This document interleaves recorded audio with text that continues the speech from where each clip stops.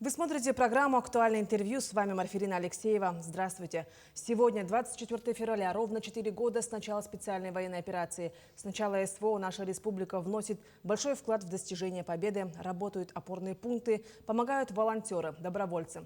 Наш гость в студии Михаил Копырин, участник СВО, кавалер Ордена Мужества, медали за отвагу и за храбрость второй степени, начальник смены газоперерабатывающего завода линейно-производственного управления магистральных газопроводов филиала Сахатранснефтегаз. Михаил Михайлович, здравствуйте. Здравствуйте, Марфина. Расскажите нашим телезрителям, как долго вы были в зоне боевых действий и в каких войсках вы служили? Я был полгода. В конце 22 года прошел обучение здесь, в центре Ботор. И в январе 23 года уже были за линией. Ну и в конце июля приехали на родину. Я там попал, сам хотел попасть в разведку, так и попал в разведывательный взвод БАРС-2 при первой танковой армии. Там дальше полки, батальон не буду. В Купянском направлении Харьковской области. Еще раз уточнюсь, я либо прослушала, либо вы не сказали, вас мобилизовали или вы сами? Нет, я доброволец. Вы доброволец? Я доброволец, да. Ну что ж, а почему вы приняли решение участвовать в СВО? Какой боль больше всего вам запомнился? Когда началось СВО, я был на вахте в Момском районе. И вот у меня вахта была до октября. И вот этот момент, я все транслировал через телевидение, смотрел через телевидение. И вот мои одноклассники ушли. 3 моих одноклассников ушли на СВО. И, к сожалению, мы 2 потеряли. Это Макса и Ферма. И вот за это такая боль была, из-за них и вообще за державу, такая. И чувствовал, что нужна помощь, и добровольно ушел на СВО. Были ли у вас какие-то такие моменты, когда вы думали, что уже все, зря, или как-то так, переломные моменты?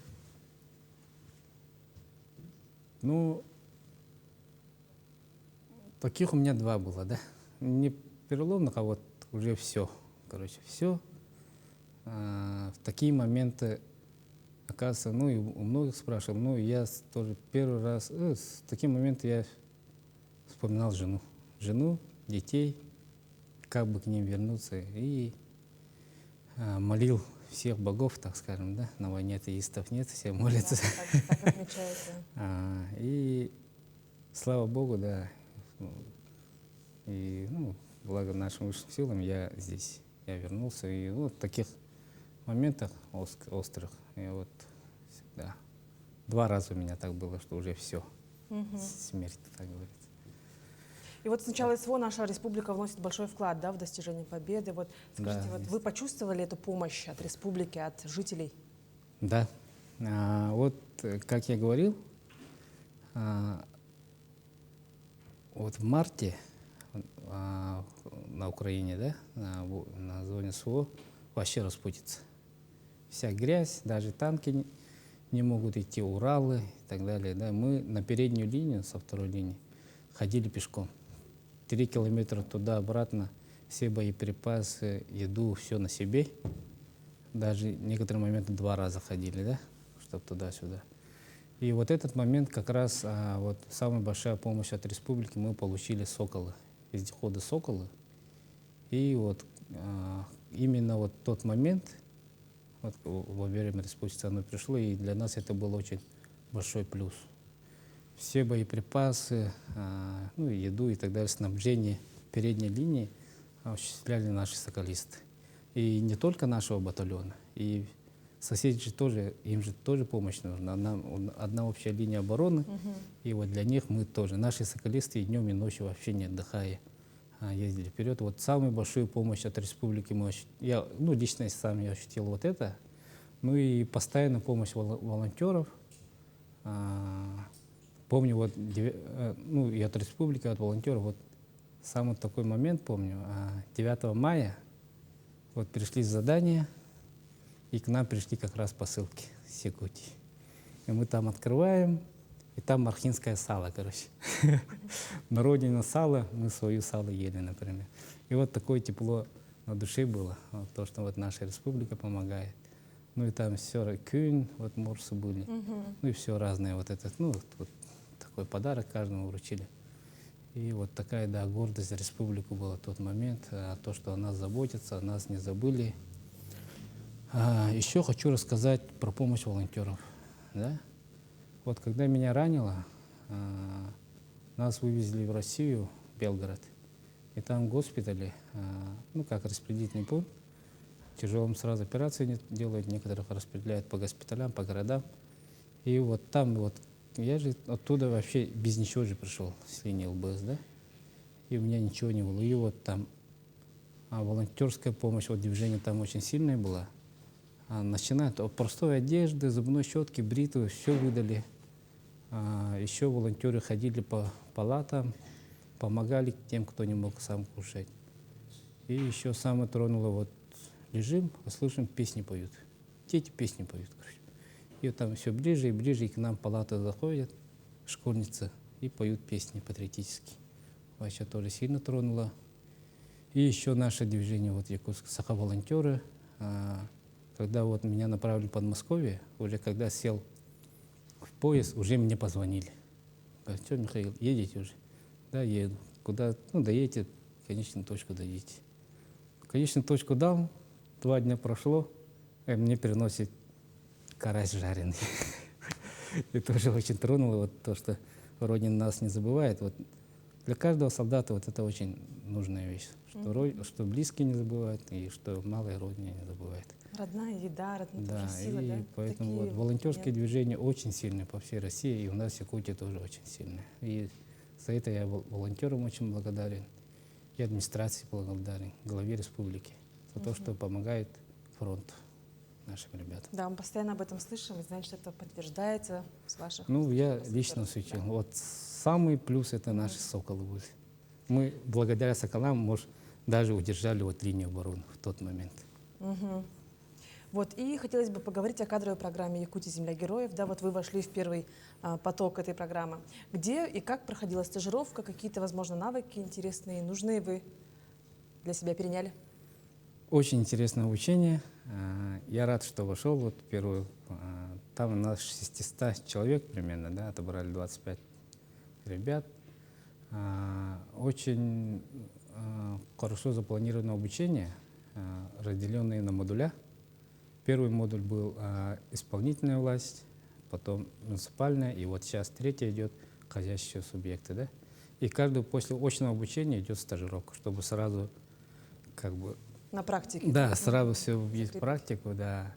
И первая у меня практика проходила в Минспорте и Минпромышленности.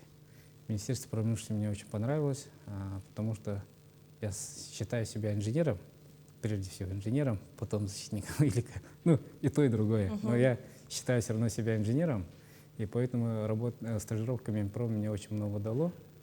Вот то, чего, ну, у меня вопросы были, вот некоторые оттуда и снялись. Второе тоже я проходил в самом большом муниципальном образовании, это в городе Якутске. Тоже вот я с 2008 в городе живу, а некоторых проблем, например, даже не знал, да.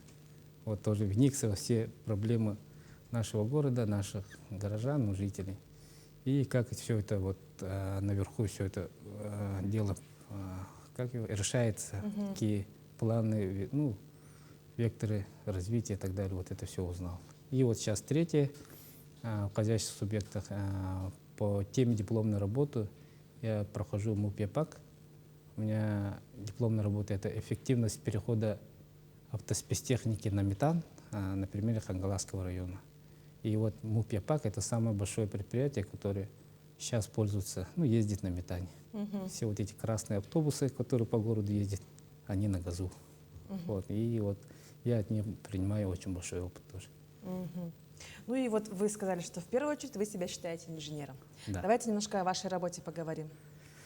В 2000 году я, когда закончил школу, поступил в РГУ-нефтегаза в Москве.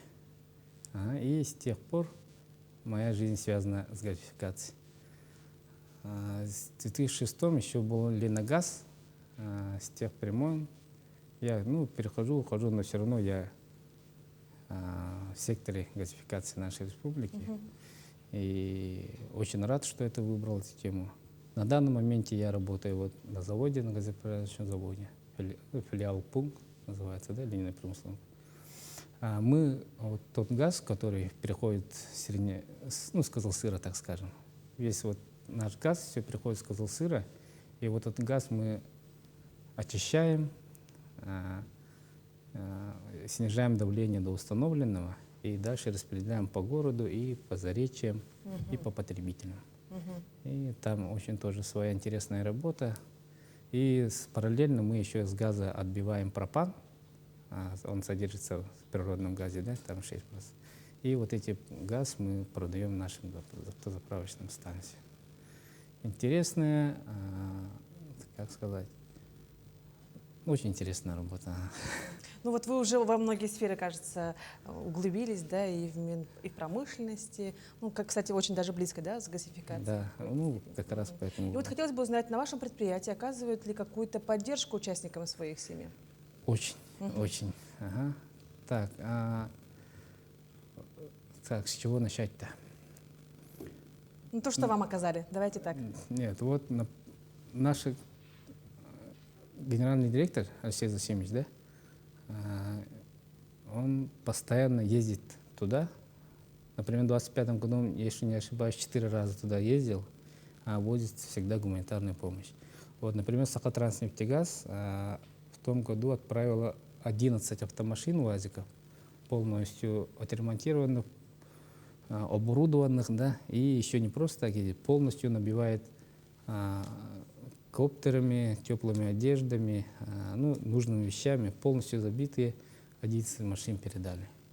Кроме этого, я в своем филиале до этого года был ответственным по ребятам СВО. В нашем филиале 12 человек сейчас на зоне СВО. Я вот с ними постоянно держал связь.